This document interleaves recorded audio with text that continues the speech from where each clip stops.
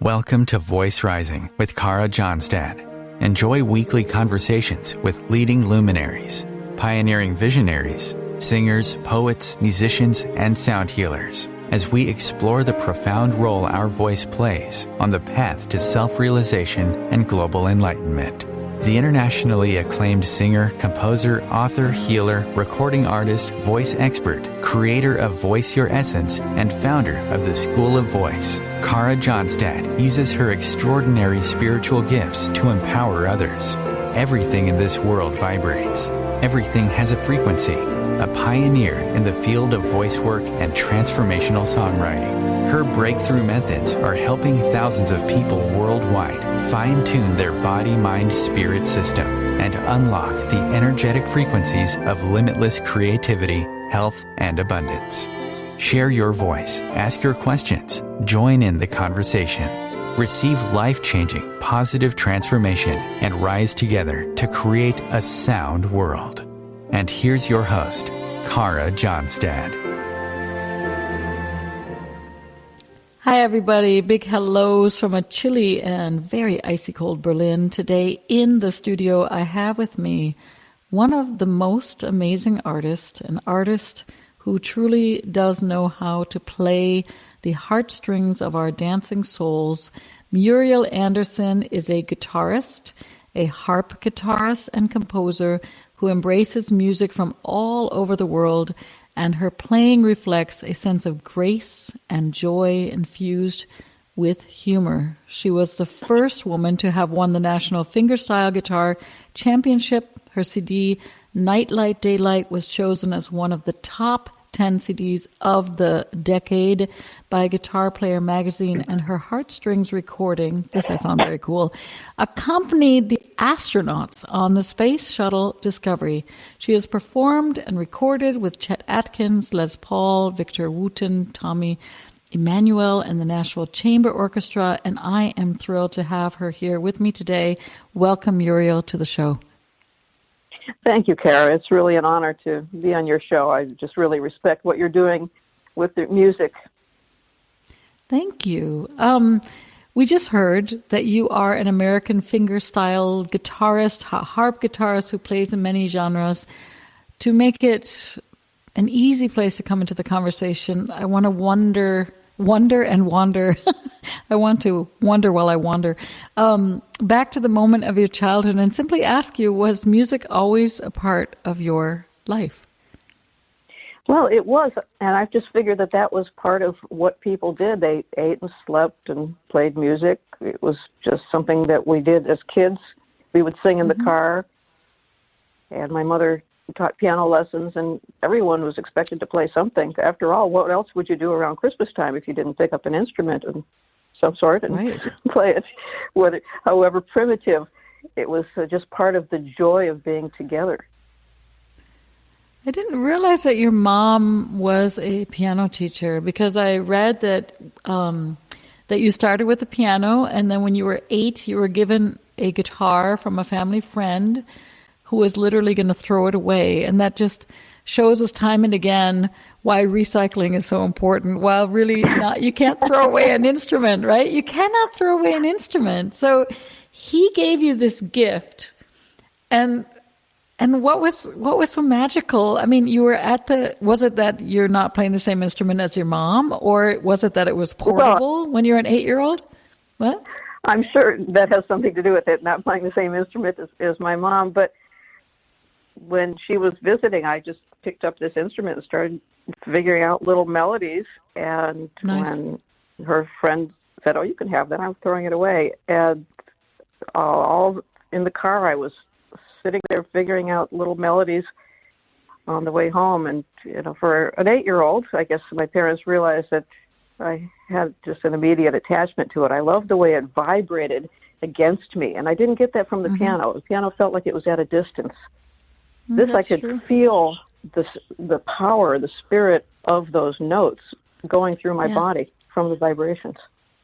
Yeah, and the wood right next to your heart, right next to that. That's true. I've never had someone say that before. I've heard it about accordion, but that's true. What a beautiful image. You were also the first woman to win the National Fingerpicking Guitar Championship. And, how did you feel, I guess, to be the first woman? It seems like there should be many, many women. And I think that you've really changed that for many women, that that now we have more women there. But what year was that? Were you very, very young, or when did you win the National Fingerpicking Guitar Championship? That was 1989. Wow. And I actually wanted to win some sort of an award. It didn't matter what it was, just because I was just starting my career. And every time I would have my picture in the paper, it would say singer-songwriter Muriel Anderson. And at this time, I didn't even sing at all. I just played instrumental. But people didn't make that connection that this picture with a woman with a guitar in her hands was an instrumentalist. So I just wanted some sort of a title. Yeah. But it was actually that year that the reason I entered the National Fingerpicking competition was just to hang out with my friends that were there at the festival. It was just an excuse to go. So it was a surprise when I won it, especially because it was a blind jury there, and I played a Japanese tune, and I thought surely they would think I was a Japanese man playing that song, and if there was anyone with some bias, they wouldn't vote me in. And there was also a great player, Catfish Keith, who played with so much spirit that after they announced the third and second place winners, I almost started walking away. I thought for sure Catfish Keith had it. And then when they announced me as the winner, I was surprised, and the other contestants lifted me up on their shoulders and carried me out onto the stage. So it was really a group of friends that were there hanging out, and more than a competition. Beautiful. I want everyone to listen to your music because you have done so much. I was listening yesterday. I actually do have Spotify, so I was listening to so much music, so much diverse music. And now that we're talking about the National Fingerpicking Guitar Championship, I thought we could start with the Bluegrass medley. You can say a few words about it, or we can just go right into the song. Sure. Well, I'd love to say a little bit about it because a lot of people think that I started as a classical guitarist, and that's not true at all. I started with folk and bluegrass, singing and playing with other people, just having fun with the music. And it wasn't until college that I started classical, only because I couldn't study bluegrass at college at that point. Wow. So now you can, actually. In Kentucky, they offer a bluegrass major, which they didn't offer early on. But going back to my roots, I was there with a solo classical guitar, and I thought, well, I wonder if I can imitate the sound of those instruments in the bluegrass band. I wonder if I can imitate a banjo and a mandolin, a string bass, and a fiddle, and try to get all those sounds happening at once. And so that was what I was attempting to do here in this bluegrass medley. Amazing. Let's listen into a bluegrass medley by Muriel Anderson.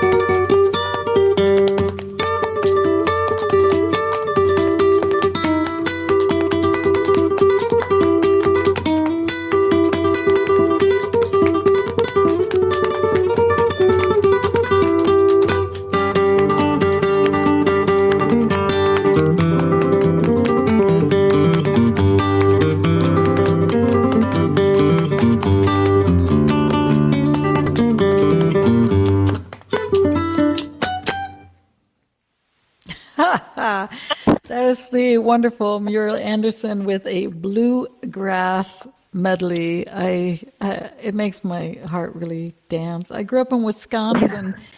I was going to ask you, I know that your great-grandparents immigrated to the U.S. from Finland, and I know that there's mandolin up in Finland, and I also know that there used to be mandolin orchestras in Wisconsin at the turn of the century. Is mandolin more of Northern Europe and guitar more South America and Spain and Portugal?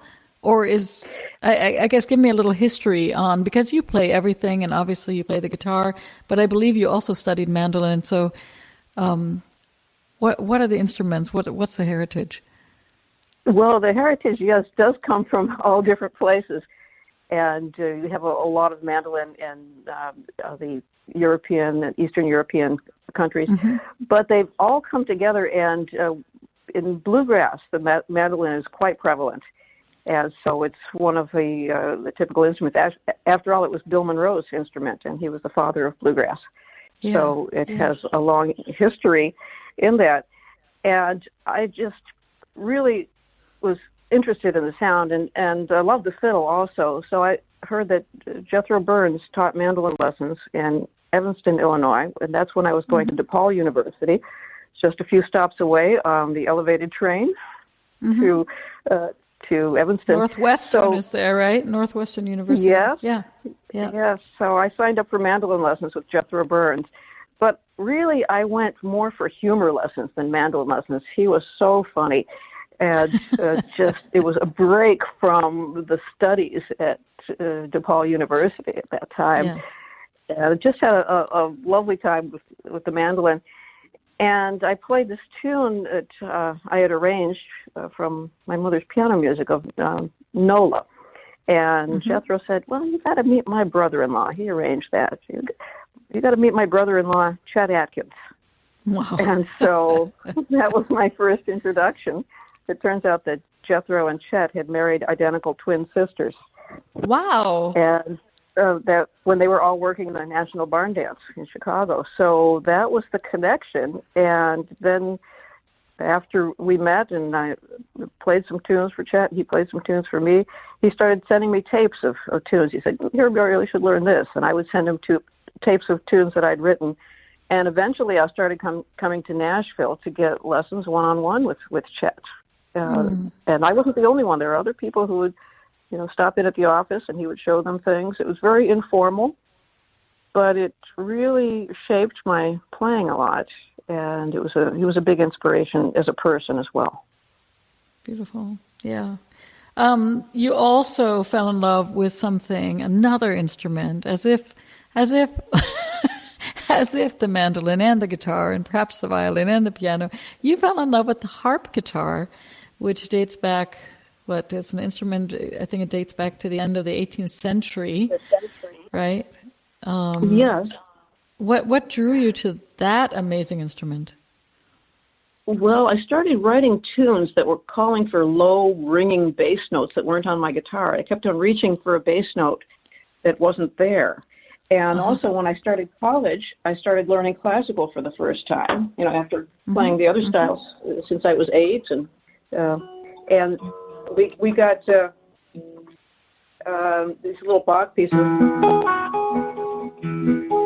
like with these etudes. And in my mind, I was hearing this low bass note. Yeah. I don't know if you can hear that, through the. You can hear it very well. Waves, but I kept on looking for that note, reaching for it that wasn't there, and I'd seen pictures of a harp guitar. So I said, that's the instrument that's getting that sound that I want for my music. And I heard this guy named Michael Hedges played the harp guitar. So I went to one of his concerts when he came to Chicago. And it was at a rock club, and I felt a little out of place, being one of the only ones without green hair and piercings and such. And so I found an older couple who looked equally out of place, and so I sat next to them. And it turns out that they were there for the same reason, to look at this instrument, because his great uncle had built the instrument, and he was about to write a book. or in the process of writing the book about these instruments. So while we were sitting there watching the concert and talking a little bit at intermission, he asked me if I could record the music for the book. So I got to play the harp guitar, one of the original Larson Brothers harp guitars for the first time when I recorded the music for Guitars and Mandolins in America, that book. Yeah. And then some years later, finally, a wonderful builder, Del Langens, built me my first harp guitar. Excellent. Muriel, we're going to take a very, very short station break and be back in a few moments and talk more about your work and your artistry. Well, thank you.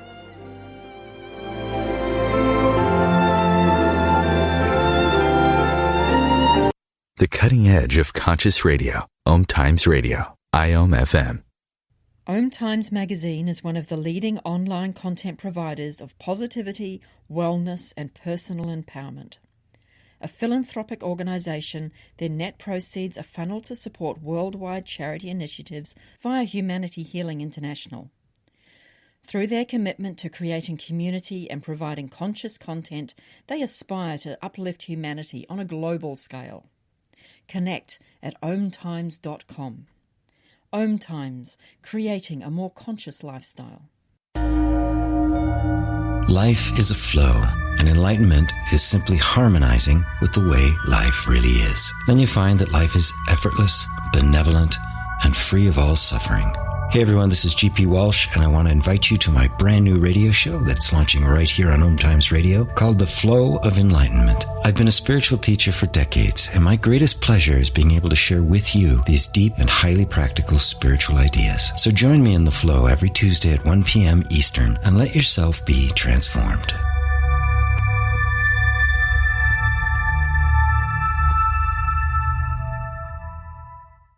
With happy clients all over the world, Kara Johnstad knows that your voice is the missing link to more authenticity, abundance, creativity, and health. An internationally acclaimed voice expert, Kara's breakthrough methods have helped thousands of people successfully heal their voice wounds and extinguish the story of self-doubt and shyness forever. Join in group trainings, attend online sessions, schedule one-on-one time, and invite Kara to work with your organization and community. Get started today. Go to www.karajohnstad.com and receive a special guided meditation designed to fine-tune your inner voice and welcome you on the voice journey. The United States has the highest rate of incarceration in the world. At the Equal Justice Initiative, we believe mass incarceration has to end. There is this presumption of dangerousness and guilt that gets assigned to Black and brown people. We have to confront our history of racial injustice and commit to a new era of truth. There's something better waiting for us, something that feels more like freedom. Truth can inspire change. Please learn more at eji.org.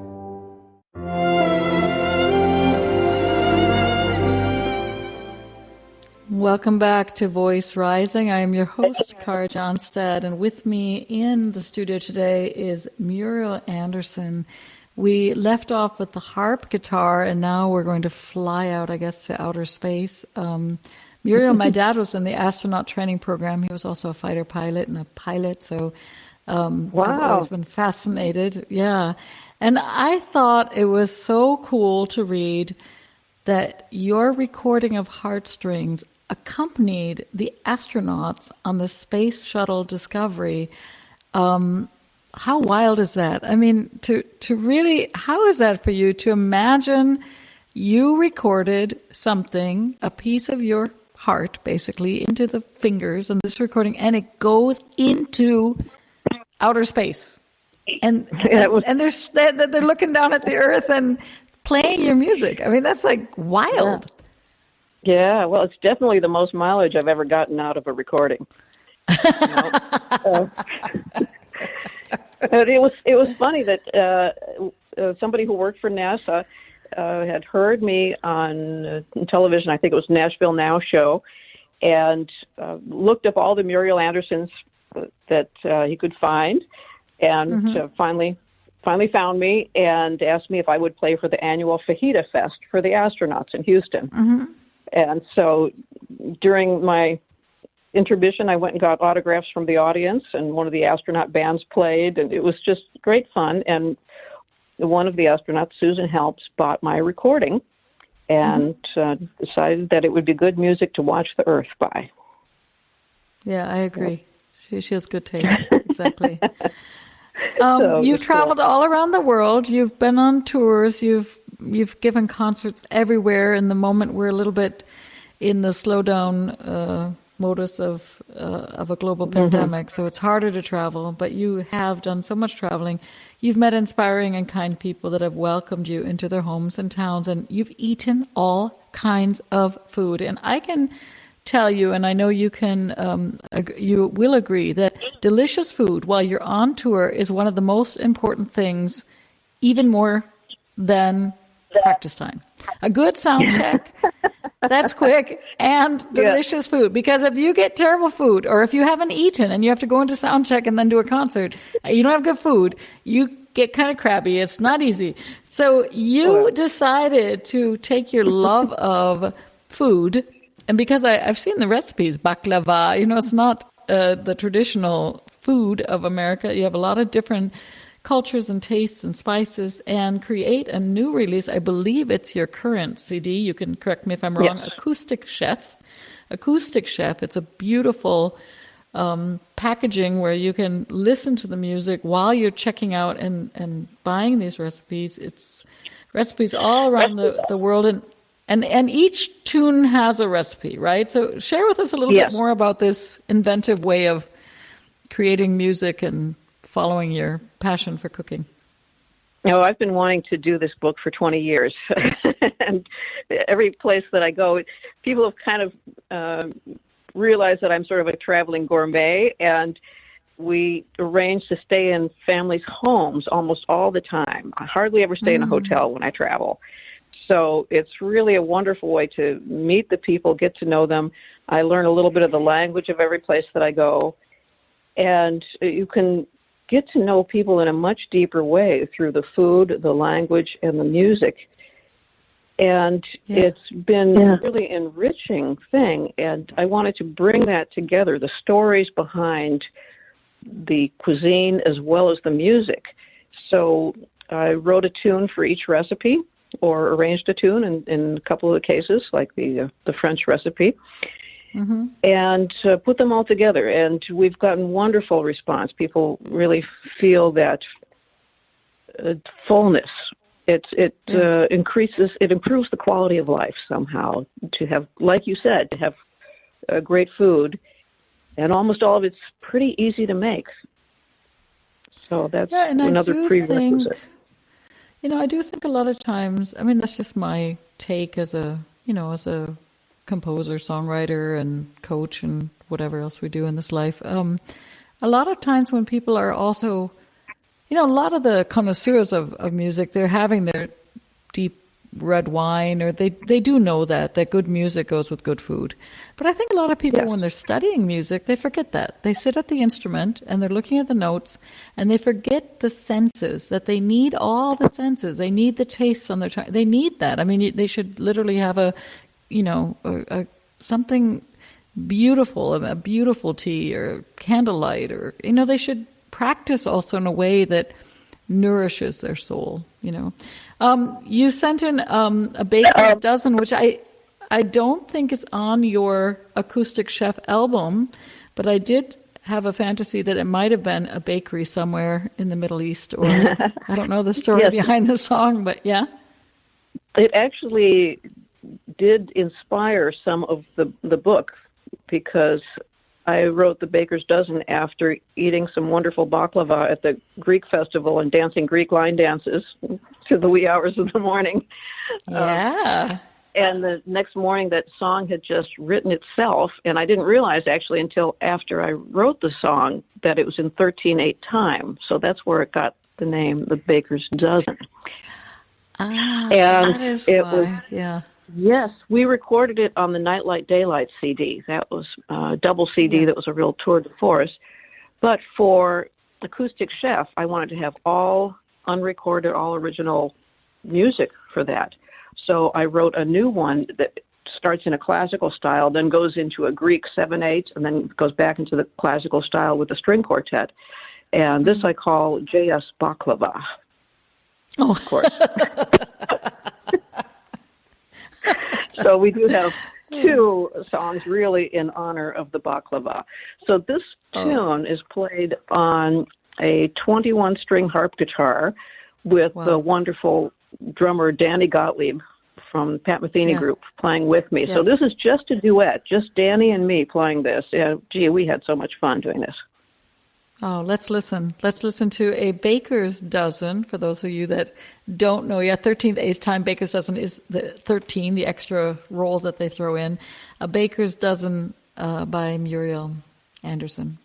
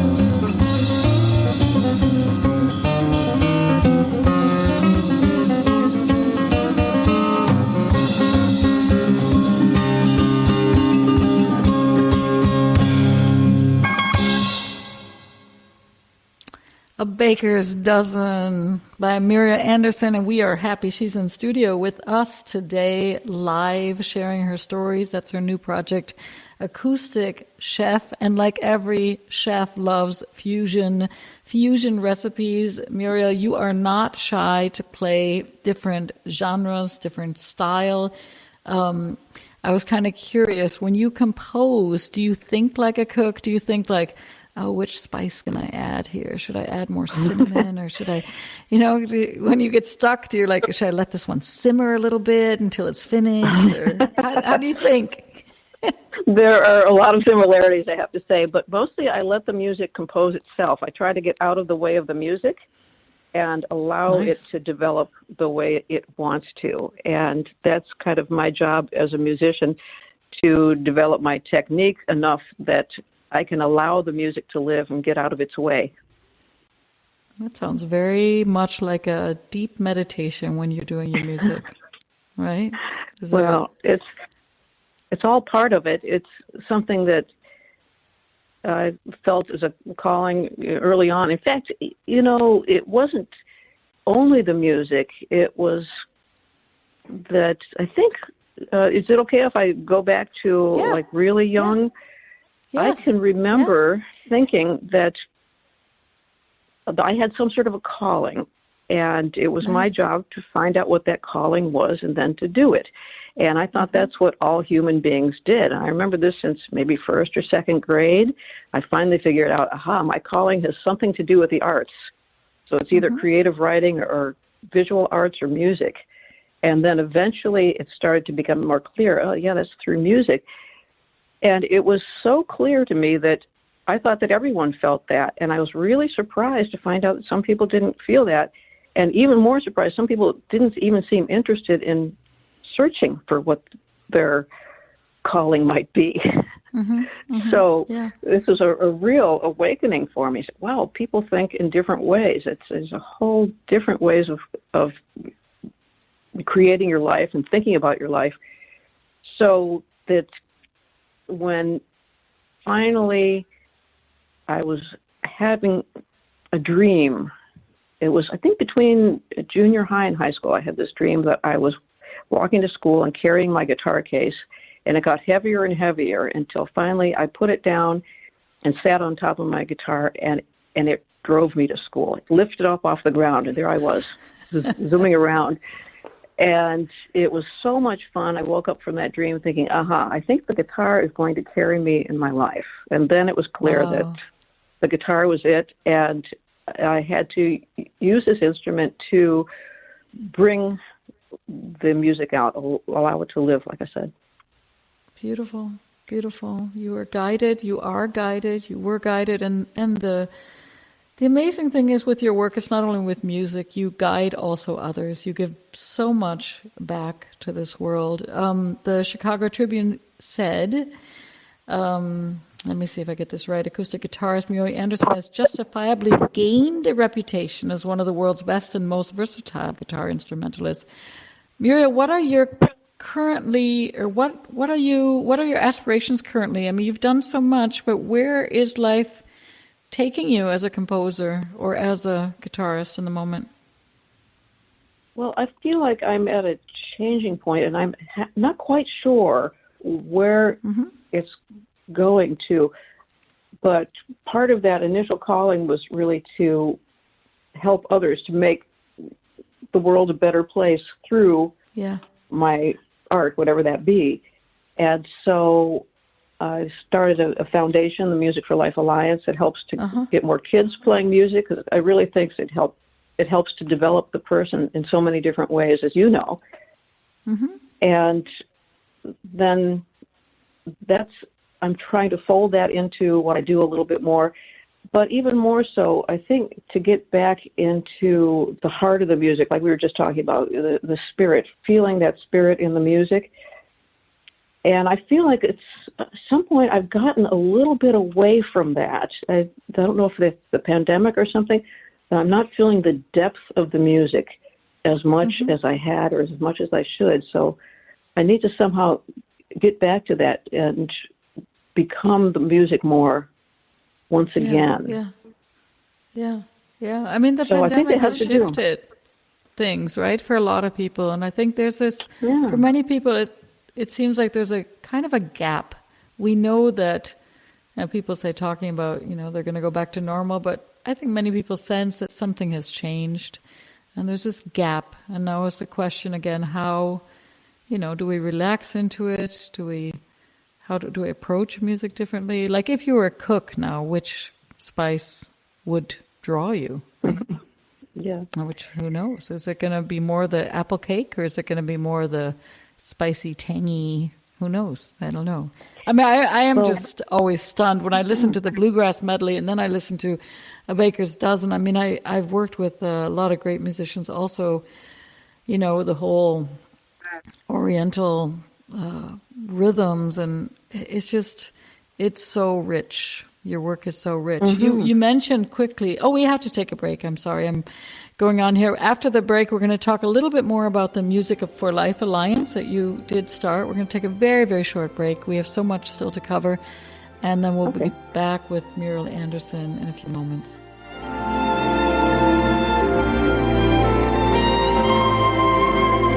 Bringing a more conscious lifestyle to your world. OMTimes Radio. IOM FM. Ascending Hearts is no ordinary dating site, but a spiritual dating site with a purpose, to link you with your soulmate. We engineer the serendipity so you can trust that you will attune with someone that has the same matching vibration as you. Ascending Hearts, the conscious dating site for the spiritually aware. Try Ascending Hearts for free. AscendingHearts.com. Vox Novus, the new voice. Vox Novus, the new dimension.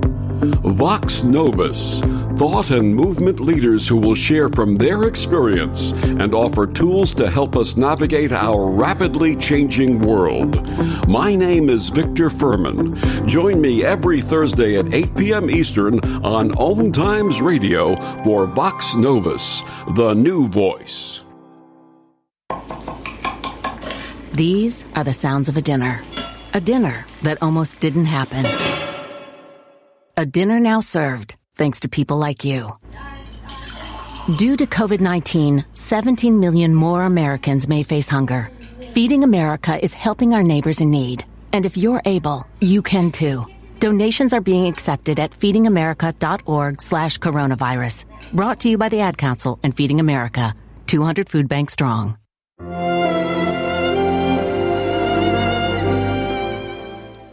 Welcome back to Voice Rising. I'm your host, Kara Johnstad, and with me in studio today is Muriel Anderson. And we just left off, I guess, talking about where you are in the moment, sensing that there is a change, a return maybe to feeling that pull or that something shifting. So put it like that, and I think you'll know where you're going to land. But in the moment, it's nice also maybe to relax into the mystery, right? The mystery of life that we've been given. In 1998, if I'm correct, you founded Music for Life Alliance, and I was very touched because what I read was that there were some break-ins in the neighborhood where you were at, and instead of, often the normal reaction, like, what are these kids doing breaking into the house? You realized while doing research that these kids could they were normally breaking in to get money for drugs.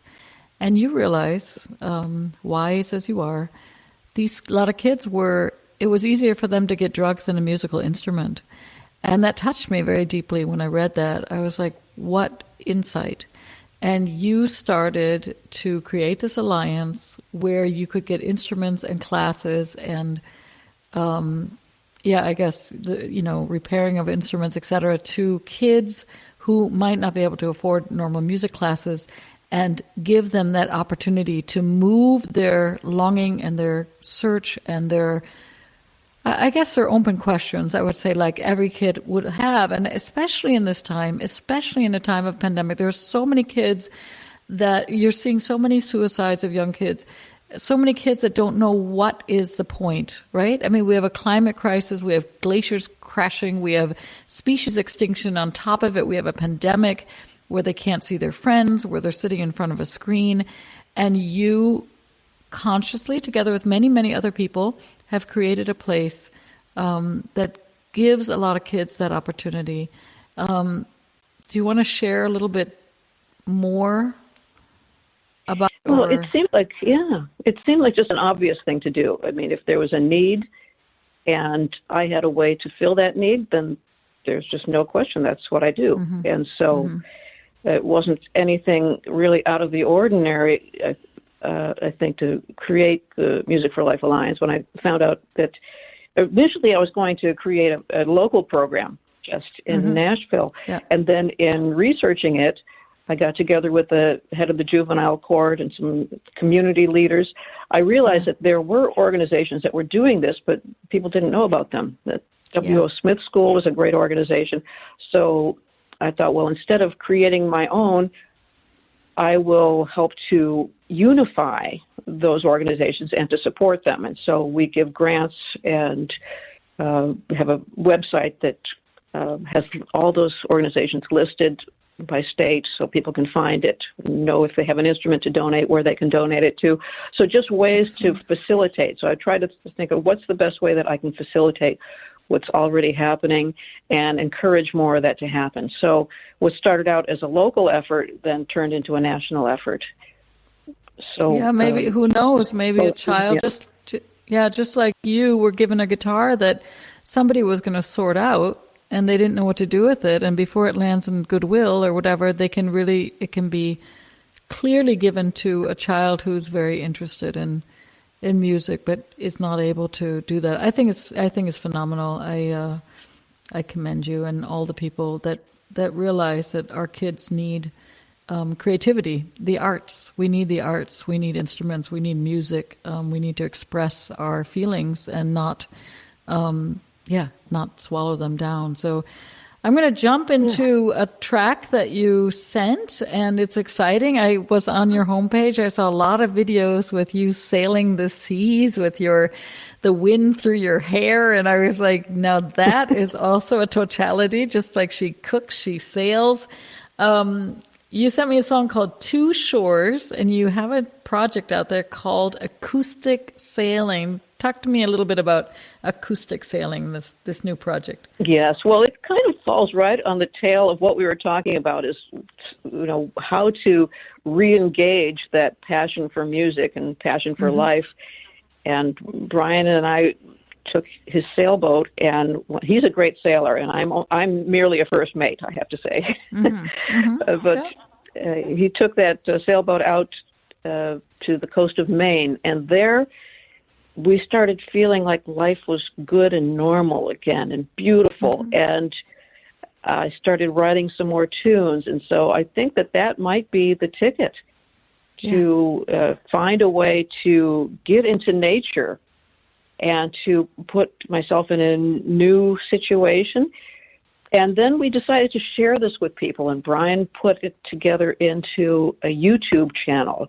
So if you go to YouTube /Acoustic Sailing, or just look up our names, or it's linked on my website, of course, then you'll find it, and you can share our adventures and our experiences with us. Beautiful. So this is a tune. Yeah, let's listen to Two Shores from the Acoustic Sailing Project, and inspired, of course, by... Well, it predates the Acoustic Sailing Project. Okay, it predates. Let's listen to Two Shores and think of the ocean. Yes.